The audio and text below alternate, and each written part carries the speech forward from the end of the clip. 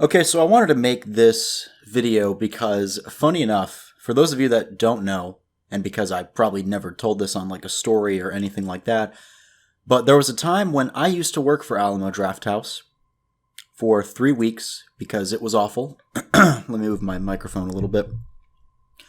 Now, the Alamo Drafthouse that I worked at was located in Raleigh, and I worked there for 3 weeks as a food runner. And for those of you that don't really know what that means, I'll tell you. So a food runner, essentially, you have food that is ordered and prepared in the kitchen. You take a tray full of food or drinks, milkshakes, things like that, and you go to the service station that's inside the auditorium, normally located first thing as soon as you walk in. You have to hold open the door for other employees or for other customers. And you have to take plates. I would take 2 plates at a time because there was no way in hell I could balance like 5 drinks on my arm or 3 plates at once because there's a high possibility that I would drop them. And it was a little weird and unconventional because we would have to bend over and kind of squat and move along the theater, along the chairs. Oh, Jesus. And I would whisper. And I remember very much how I mispronounced Pinot Grigio. And I said, I have your Pinot Grigio for you. And of course I got laughed at. But hey, I didn't care. I got paid to mispronounce drink names. Anyway, my employment wasn't very long. I left. I was paid under minimum wage. I was lied to about my pay rate. So I left. It wasn't very fun. I never watched any movies there. I saw a couple trailers for when we had orientation, and that's basically Alamo Drafthouse in a nutshell. You could be a concierge, which was obviously tearing tickets and directing people to their films, or to their movie auditoriums. You could be a chef. You could be, obviously, manager, general manager, things like that. It just was a bad environment, and the really weird thing, and probably the dumbest thing about where that was built, it was right beside a dollar store where you can just buy candy for straight up $1 because the way that they would package candy at the Alamo Drafthouse, say Reese's Pieces, M&Ms, things like that, they would put them in Chinese takeout boxes and measure them for certain ounces. It was weird. So I found this article talking about the Alamo Drafthouse filing for bankruptcy. Theater chain fate remains uncertain. Popular movie theater chain Alamo Drafthouse has filed for Chapter 11 bankruptcy with several locations set to close. And I don't know if my location that I live near is going to close. I hope it does, but at the same time, I don't want to sound mean, but I didn't like the concept of it. Any theater with like a dine-in, like unless you're actually going to the counter at the concession stand to get your food, that's fine. Like I'm used to that. Not having to go in between people's fucking legs. Break their immersion, for one thing. Or spill, like, water, which I may have done, may have not done. But let's just keep reading. The movie business has just suffered another setback. Popular theater chain Alamo Drafthouse has officially filed for bankruptcy. The Chapter 11 filing comes after a difficult year in which most movie theaters around the country were shut down for months, with business only trickling back in once they did reopen. With that, the Texas-based chain had to take drastic measures to survive. And there's not too many of these in the world right now because AMC and Regal are just dominating, or they were because AMC is going bankrupt, I think. I know they raised some sort of money. I don't know. The one by me got literally torn down, which is crazy. Altamont Capital Partners had made a purchase agreement and will buy the company. The bankruptcy filing was part of the agreement. Altamont had been a previous investor in the Drafthouse, which is known for providing dining and unique experiences beyond what a typical movie theater is known for.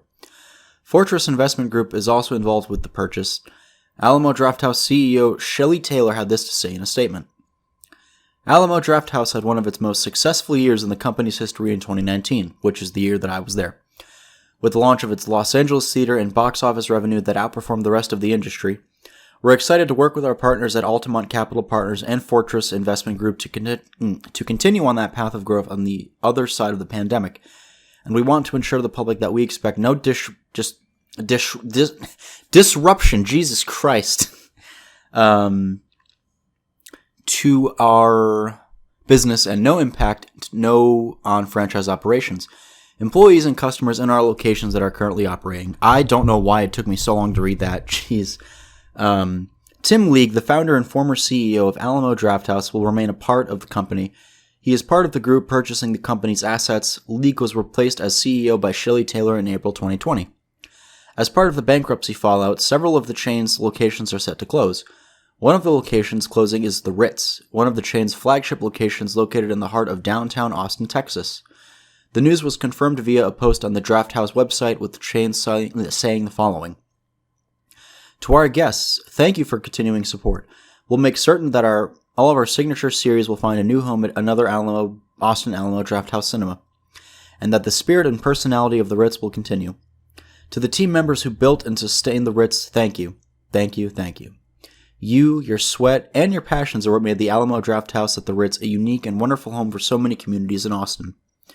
The movie theater chain will continue operations during the bankruptcy proceedings. Changes are surely afoot.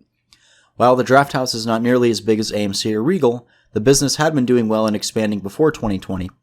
It is an example of just how the movie business has suffered in the last 12 months. Alamo Drafthouse and other theaters have been trying to creatively drum up business, but those efforts haven't proved to be overly fruitful. AMC, the largest chain in the USA, has been staving off bankruptcy for months. The company has had to raise millions to avoid it, and they remain billions in debt. This news was previously reported by Variety. Yeah, so this pandemic is destroying movie theaters, in case you guys aren't aware. And yes, I've worked for 2 movie theater chains. I've worked for AMC for 3 months, and I've worked for Alamo for 3 weeks. Maybe that will say something about their business practices. But my first job at a movie theater was called Mission Valley, which I've talked about in the past. And it was a privately owned ambassador, and I was there for 2 years. Let that say more things. It was probably one of the best jobs I've ever had. Sure, it was part-time, and it was minimum wage, but I really enjoyed it. I would go there almost every day and watch something. I think I watched Into the Spider-Verse at least 11 or 12 times, so yeah. But I just wanted to share this little story. Personally, I think it's funny that they're going out of business, because I thought they were pretty cool when I first went in there. They had some nice, a lot of VHS tapes, VCRs. Well, no, not VCRs. Well, they had ones you could rent. They had cool little Predator and Alien tiki cups. They had cool, just collectible things you could buy. But the business practices were awful. So, yeah. Also, I can't find my camera charger. So, who knows when there's going to be a review. Because I did watch a couple movies and I'm going to talk about them. And that's going to be a lot of fun, but I need to find my charger. So, thank you guys for watching, and I will catch you guys in the next video. See ya.